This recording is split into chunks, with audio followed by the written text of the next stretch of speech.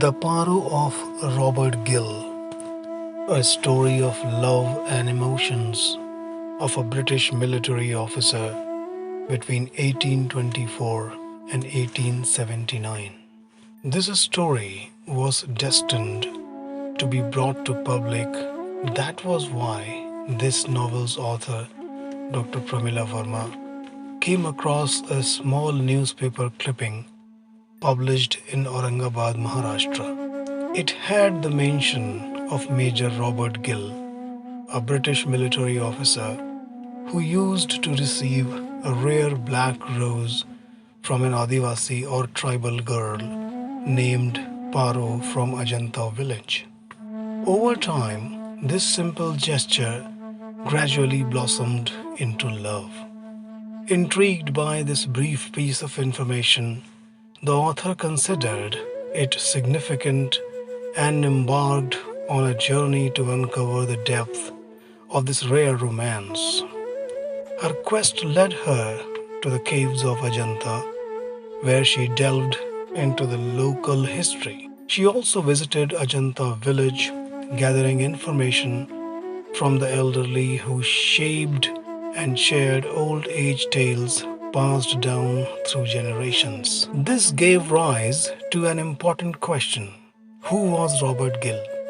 Why did he come here? And why around 1844, when the region was filled with treacherous trails, dense forests, and roaming wild animals like cheetah and wolves, did he choose to stay here?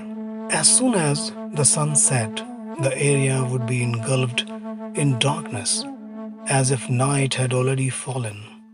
The novel seeks to answer these very questions. The story unfolds from the year 1824 and continues until 1879. It begins with a letter bearing the signature and the official seal of the director of the court.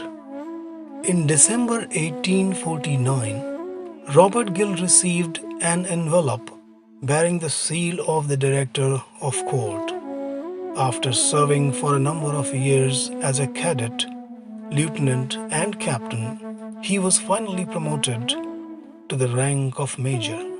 He then initially joined the service in London as a cadet in 1824. Later, he was posted to the 44th Madras Native Infantry and had voluntarily come to India.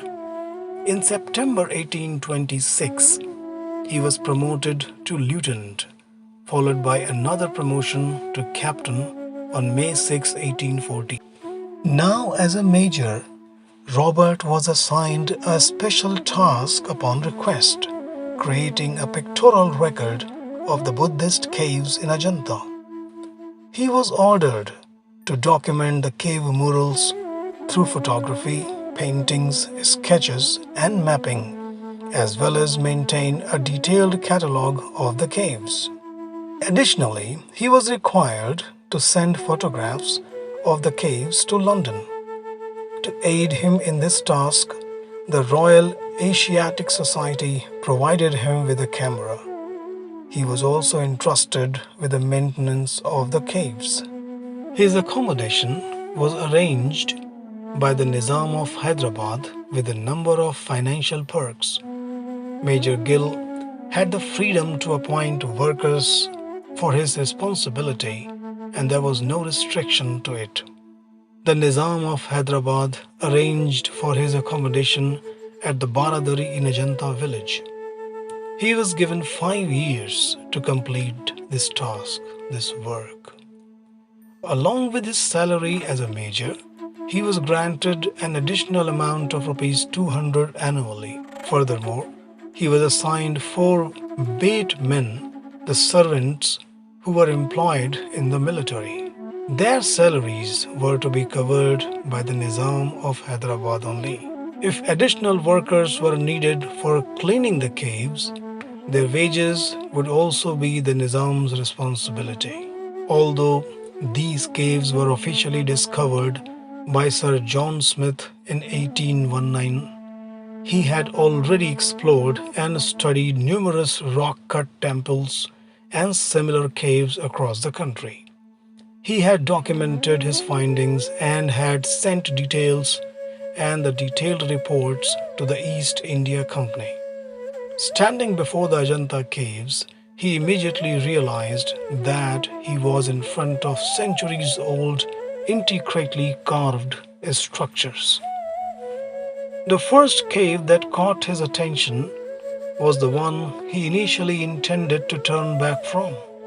However, he returned to the same spot later, standing before what would later be identified as cave number 10. On the pillar in front of the cave, he engraved his name with his hunting knife, John Smith, 28th April 1819, Cavalry. Looking further, he saw multiple caves but understood that advancing would be difficult without clearing a path and ensuring proper cleaning. What he did not realize at the time was that his discovery in the middle of this forest, ancient Indian art dating from the 2nd to the 6th centuries, would become a landmark moment in the history. He compiled his findings and sent carved samples from the caves to Sir James Alexander, a renowned archaeologist. Upon receiving the news, Sir James Alexander and his team arrived at the site. But by then, John Smith had already returned to Madras. In 1824, military officer and archaeological researcher Mr. Scott visited Ajanta. He had been sent by the Royal Asiatic Society to conduct a survey. He became the first archaeologist and author to publish findings on Ajanta caves, paintings, bringing them to public attention. His article was published in 1829 in the Transactions of the Royal Asiatic Society of Great Britain and Ireland. At the time, his research was dismissed as mere accidental discovery, and some even mocked it. However, the credit for discovering the Ajanta caves remains solely with John Smith. The novel provides a detailed description of all the caves along with Robert's personal and work life. When the story shifts into a flashback, it vividly portrays Robert's birth, his education, and his enlistment in the army. It also offers an in-depth depiction of life in London during that period, including its culture, lifestyle, and environment. In Aurangabad, Maharashtra, Robert resided in Baradari. During his work on the paintings of the Ajanta caves, he fell in love with Paro, an Adivasi girl from Ajanta village, a love story that has since become world famous. The novel beautifully captures Marathi culture in 1852, a result of the author's extensive research. This extraordinary love story has been egged into history. After years of painting, James Ferguson took Robert's artworks to London.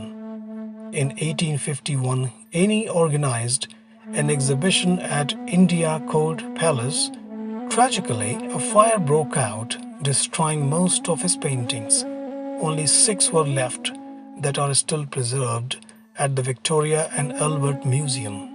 After Paro's death, Annie entered Robert's life and helped him overcome his deep depression. To this day, Robert's grave in Bhusawal, Maharashtra, is honored annually on his death anniversary.